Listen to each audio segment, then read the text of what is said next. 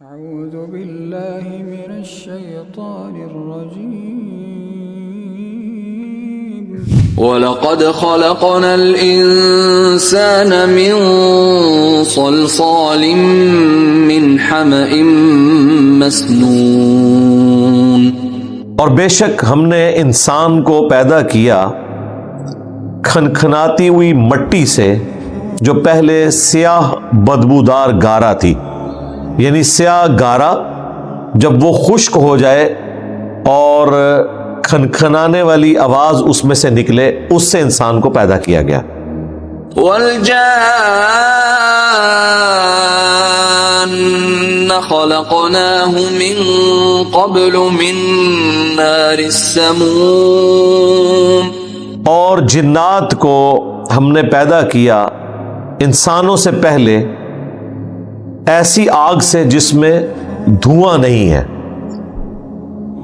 آگ کی فلیم کا جو اوپر والا پورشن ہے انسین، اس آگ کی لپٹ سے جنات کو پیدا کیا گیا، اسی لیے جنات نظر بھی نہیں آتے، اور انسانوں سے پہلے ان کو پیدا کیا گیا.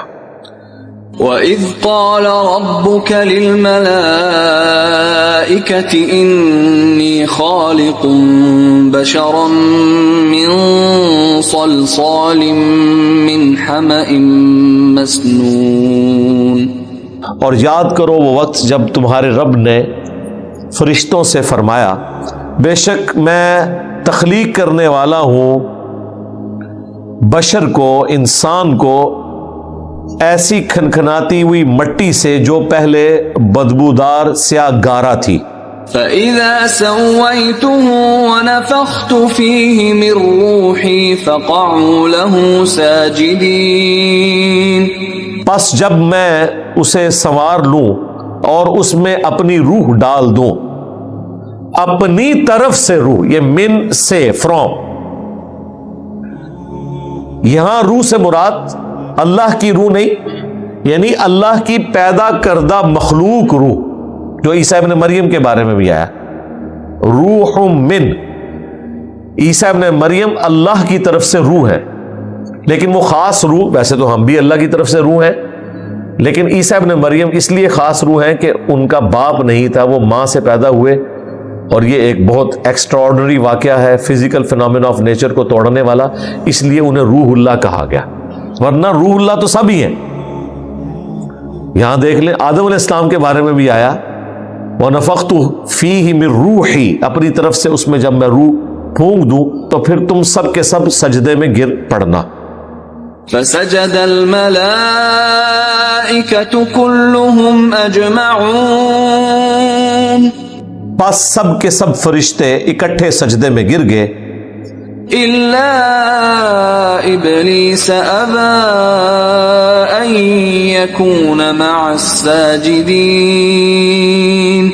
سوائے ابلیس کے. ابلیس کہتے ہیں وہ جو حسد کرنے والا ہے، جیلس ہونے والا، اس نے انکار کیا کہ وہ سجدہ کرنے والوں میں شامل ہو، وہ انکاری ہو گیا. قال يا إبليس ما لك ألا تكون مع الساجدين. اللہ تعالیٰ نے فرمایا، اے ابلیس تجھے کیا ہوا کہ تو سجدہ گزاروں میں شامل نہیں ہوا. اچھا یہ یاد رکھیے گا، یہ سجدہ تعظیمی ہے، یہ سجدہ عبادت نہیں ہے، اور سجدہ تعظیمی اگلی امتوں میں غیر اللہ کے لیے حلال تھا، جائز تھا. فرشتوں نے آدم علیہ السلام کو کیا، یوسف علیہ السلام کو ان کے بھائیوں نے، ان کے ماں باپ نے کیا، لیکن اس امت میں سجدہ تعظیمی حرام ہو چکا ہے حدیث کی روح سے. جو لوگ حجیت حدیث کے قائل نہیں ہیں نا، ان کے لیے بہت بڑا یہ علمی امتحان ہے. انہیں کہیں گے قرآن میں تو انسان کا انسان کو سجدہ تعظیمی کرنا، فرشتوں کا انسان کو سجدہ تعظیمی کرنا یہ ثابت ہے. تم بتاؤ.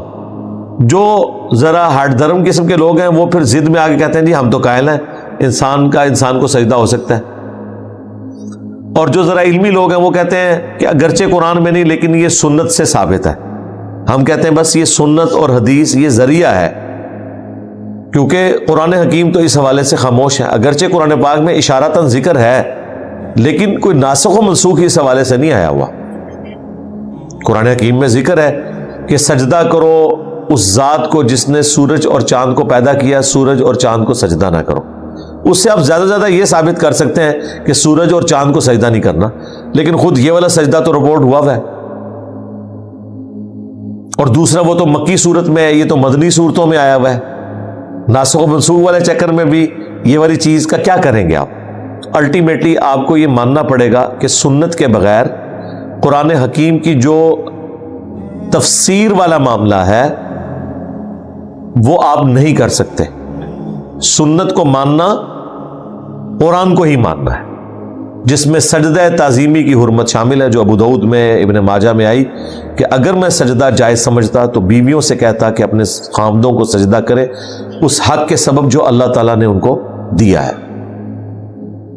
تو یہ سجدہ تعظیمی تھا جو اس امت میں حرام ہو چکا ہے، اگلی امتوں میں جائز تھا، اس لیے کوئی اس کی پلی نہیں لے سکتا کہ وہ کوئی شخص اپنے پیر کے آگے جھکے اور کہے کہ جی وہ فرشتوں نے بھی تو آدم علیہ السلام کو سجدہ کیا تھا۔ اس امت میں یہ سجدہ تعظیمی حرام ہو چکا ہوا ہے۔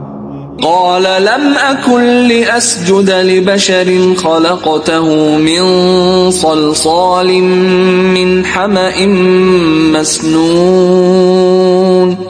تو وہ کہنے لگا کہ میں کبھی اس کو سجدہ نہیں کروں گا جو بشر ہے جسے تو نے پیدا کیا کھنکھناتی ہوئی مٹی سے، جو پہلے بدبودار سیاہ گارا تھی۔ قال فاخرج منها فإنك رجيم۔ فرمایا یہاں سے نکل جا، بے شک تو راندہ درگاہ ہے، تو مردود ہو چکا ہے۔ وَإِنَّ عَلَيْكَ اللَّعْنَةَ إِلَى يَوْمِ الدِّينِ۔ اور بے شک تجھ پر لعنت ہے قیامت کے دن تک۔ لعنت عربی زبان میں کہتے ہیں رحمت سے محرومی، اسی لیے نبی الاسلام نے کسی مسلمان پہ لعنت کرنے سے منع فرمایا۔ جنرل لعنت ہو سکتی ہے، جس طرح قرآن میں آیا لعنت اللہ علی الکاذبین، جھوٹوں پر اللہ کی لعنت۔ لیکن اگر کوئی شخص آپ کے سامنے جھوٹ بول رہا ہے تو آپ اسے بائی نیم نہیں کہہ سکتے کہ تو لعنتی ہے، ہاں یہ کہہ سکتے ہیں کہ تیرا عمل ایسا ہے جس نے تجھے لعنت کا مستحق کر دیا، باقی اللہ کی مرضی معاف کر دے یا لعنت فرما دے۔ تو یہاں پہ شیطان پہ قیامت کے دن تک کے لیے لعنت۔ قال رب فأنظرني إلى يوم يبعثون۔ اے میرے رب پھر مجھے مہلت دے اس دن تک جس دن مردوں کو قبروں سے نکالا جائے گا، لوگ قیامت والے دن زندہ کیے جائیں گے، مجھے اس دن تک کے لیے مہلت دے دے۔ قال فإنك من المنظرين۔ اللہ تعالیٰ نے فرمایا ٹھیک ہے پھر تجھے مہلت دی جاتی ہے، بس یعنی وہ مانگ رہا ہے اور اللہ نے کہا چل دے دی مہلت۔ إلى يوم الوقت المعلوم۔ اس دن تک کے لیے جس کا جو وقت مقررہ ہے وہ اللہ تعالیٰ کے علم میں ہے، تجھے مہلت دی جاتی ہے۔ قال رب بما أغويتني لأزينن لهم في الأرض ولأغوينهم أجمعين۔ اس نے کہا اے میرے رب جس طرح تو نے مجھے بھٹکا دیا نا، میں بھی انسانوں کو زمین ان کے لیے مزین کر دوں گا، زمین میں خوشنما چیزیں ان کے لیے مزین کر دوں گا، اور میں ان سب کے سب لوگوں کو گمراہ کر دوں گا، اغوا کر لوں گا تیرے سارے بندوں کو۔ إلا عبادك منهم المخلصين۔ سوائے تیرے جو مخلص بندے ہیں، جو جن کو تو چن لے گا۔ یہ لفظ مخلص ہے، مخلص نہیں ہے۔ مخلص جسے اللہ اپنے لیے خالص کر لے وہ صرف انبیاء ہیں علیہ السلام۔ مخلص جو اپنا اخلاص کمٹمنٹ اپنے رب کے لیے شو کرتے ہیں۔ قال هذا صراط علي مستقيم۔ اللہ تعالیٰ نے فرمایا یہ ہے میرا راستہ جو میری طرف آتا ہے، سیدھا راستہ، یہ تو میں نے راستہ واضح کر دیا۔ ان عبادی لیس لک علیہم سلطان الا من اتبعک من الغاوین. بے شک میرے بندے جو ہوں گے ان پر تیرا زور کوئی نہیں ہوگا. ہاں جو خود ہی تیری پیروی کرنا چاہیں، گمراہ ہونا چاہیں، ان کا معاملہ الگ ہے. باقی میرے بندوں پہ تیرا زور کوئی نہیں ہوگا. یعنی ادر دین انبیاء کی بات ہو رہی ہے. زور نہیں ہوگا تو کیا ہوگا؟ وہ اللہ تعالیٰ نے دوسری جگہ پہ ذکر کیا ہے کہ یہ جو ہم نے شیطان کو اختیار دیا نا کہ یہ ان کو برائی کی طرف بلاتا ہے، تو صرف اس لیے کہ ان کے لیے آزمائش ہو، زور کوئی نہیں ہے. وَإِنَّ جَهَنَّمَ لَمَوْعِدُهُمْ أَجْمَعِينَ. اور جو اس طرح کے گمراہ ہوں گے ان سب کے لیے پھر میرا وعدہ یہ ہے کہ وہ سب کے سب جہنم میں اکٹھے کیے جائیں گے. اللہم اجرنا من النار. یہاں پر بجائے اس کے کہ اللہ تعالیٰ نے کہا کہ شیطان تو کر کے دیکھ میں پھر حفاظت کیسے کرتا ہوں اپنے بندوں کی، کوئی گارنٹی نہیں لی. کیونکہ اگر گارنٹی لے لیتا تو امتحان ہی ختم ہو جاتا. جنت ہے اس لیے کہ اس امتحان سے آپ نے گزرنا ہے. لیکن بیلنس کیا ہے. صحیح مسلم میں حدیث ہے ہر انسان کے ساتھ ایک فرشتہ اور ایک جن شیطان اٹیچ ہے. فرشتہ اسے اچھائی کی طرف بلاتا ہے اور شیطان اسے برائی کی طرف. ایک صحابی نے جرت کر کے پوچھ لیا یا رسول اللہ آپ کے ساتھ بھی؟ فرمایا ہاں میرے ساتھ بھی تھا، لیکن اللہ نے اسے مطیع کر دیا. میرے ساتھ جو شیطان اٹیچ ہے وہ اب تابع فرمان ہے، وہ مسلم ہے، وہ مجھے اچھائی کی طرف ہی بلاتا ہے. نبی علیہ السلام کے علاوہ کسی بھی شخص کے لیے یہ گارنٹی نہیں. باقی اللہ تعالیٰ کسی کو ایک پروٹوکول دے اس کی محنت کے سبب تو وہ گناہوں سے محفوظ ہو جائے، لیکن جو عصمت والا معاملہ ہے وہ صرف انبیاء کے ساتھ خاص ہے. لها 7 أبواب لكل باب منهم جزء مقسوم. جس کے ہے 7 دروازے. لے جی قرآن کا یہ مقام کلیئر کر رہا ہے کہ جہنم کے 7 دروازے ہیں. جنت کے 8 دروازے ہیں، اس کا ذکر آیا ہے بخاری اور مسلم کے اندر کہ جنت کے 8 دروازے ہیں. باقاعدہ ان کے نام آئے ہیں. اور صحیح مسلم میں تو بڑی مشہور حدیث ہے کہ جو وضو کے بعد ایک دفعہ پڑھ لے اشہد ان لا الہ الا اللہ وحدہ لا شریک لہ واشہد ان محمدا عبدہ ورسولہ، تو جنت کے 8 دروازے اس کے لیے کھول دیے جاتے ہیں، جس دروازے سے چاہے وہ داخل ہو. یعنی ایک پروٹوکول کے طور پر یہاں جہنم کے 7 دروازوں کا ذکر آ گیا اور ہر دروازے کے لیے اس کا حصہ مقرر ہے. اسی طریقے سے جنت کے دروازوں کے بارے میں بھی آیا ہے بخاری مسلم میں کہ ایک دروازہ خاص ان لوگوں کے لیے ہے جو روزہ رکھنے والے ہیں، ایک دروازہ خاص ان لوگوں کے لیے جو اللہ کا ذکر کثرت سے کرنے والے، ایک دروازہ خاص ان لوگوں کے لیے جو صرف اللہ کے لیے ایک دوسرے سے محبت کرتے ہیں. ٹھیک ہے، تو اس طرح جنت کے دروازے جہنم کے بھی دروازے ہیں. ان المتقین فی جنات وعیون. بے شک جو متقی اللہ سے ڈرنے والے لوگ، پرہیزگار لوگ، وہ باغات میں اور چشموں میں آباد ہوں گے. باغات جن میں چشمے بہتے ہوں گے. ادخلوها بسلام آمنین.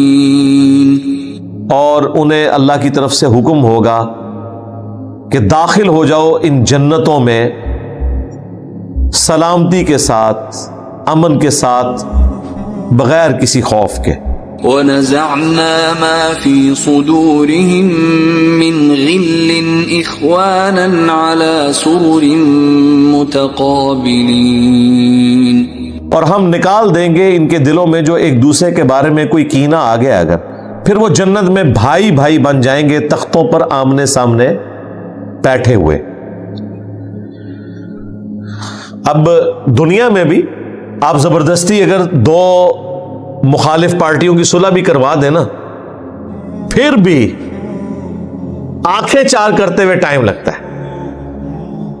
اب دنیا میں ظاہر ہے کہ جن لوگوں کی اہل ایمان کی آپس میں کوئی رنجش تھی اور وہ نہیں نکل سکی، انسان خود تو اپنے دل سے نہیں نکال سکتا، اللہ ہی نکال سکتا ہے، تو اللہ تعالیٰ فرمایا دنیا میں اگر اہل ایمان تھے اور آپس میں کوئی ان کی ایسی رنجش تھی، دونوں جنت میں پہنچ گئے، اب جنت میں تو غم نہیں ہے، تو جنت میں داخل کرنے سے پہلے ہی ہم زبردستی ان کے دل سے کینہ نکال دیں گے، جنت میں جا کے انہیں یاد بھی نہیں ہوگا کہ ہماری دنیا میں کوئی اس طرح کی چیز تھی، یعنی یہ کیفیت تو اللہ ہی طاری کر سکتا ہے نا، کہ ہمیشہ کے لیے آپ کے دماغ سے اس چیز کو نکال دے۔